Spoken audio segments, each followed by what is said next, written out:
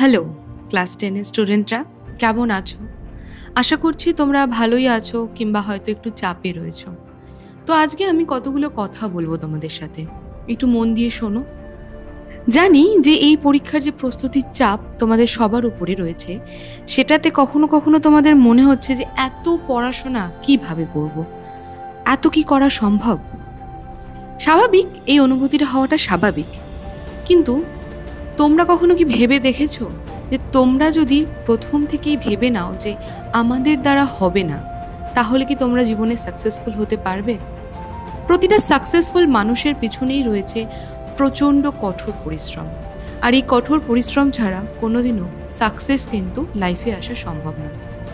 ধরো এপিজে আব্দুল কালাম যদি ছোটবেলা থেকে প্রচণ্ড পরিমাণে কঠোর যে পরিশ্রম সেটা না করে উনি যদি লাইফটাকে এইভাবে লিড করতেন যে যা হচ্ছে হবে, অপশন রয়েছে জীবনে প্রচুর, তাহলে কি উনি এত বড় মহান একজন ব্যক্তি হতে পারতেন?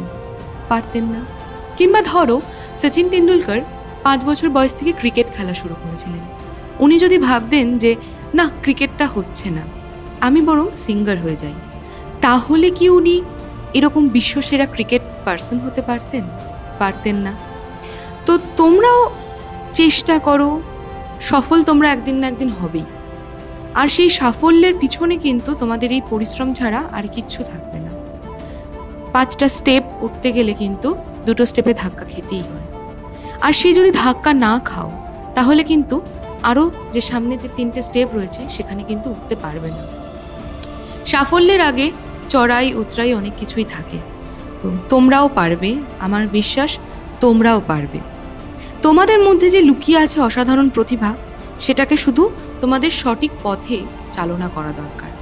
আর সেই সঠিক পথটাই তোমাদেরকে নিয়ে যাবে কে?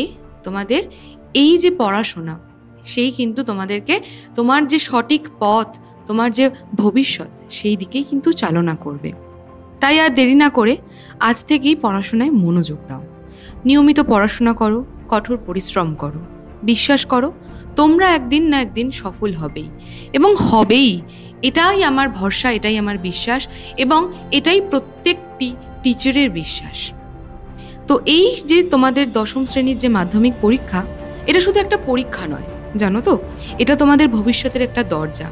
ঠিক যেমন আমরা কার্টুনে ডোরেমনে যে ডোরটাকে দেখি, সেই ডোরের দরজা খুলে দিলে যেমন আমরা পৌঁছে যাই একটা অজানা অচেনা সুন্দর এক জায়গাতে, সেই ডোরটাই হচ্ছে তোমাদের এই যে মাধ্যমিকের 10ম শ্রেণীতে যে পরীক্ষাটা, সেই পরীক্ষাটা। তো সেই এনিওয়ার ডোরের মতনই তোমরা নিজেদের লাইফের কিন্তু পরবর্তী স্টেপে যেতে পারবে এই মাধ্যমিক পরীক্ষার মাধ্যমেই। তাই এই পরীক্ষার ফলাফল ভালো করার জন্য এখন থেকেই তৎপরতা নাও, তোমরা সাকসেস পাবেই।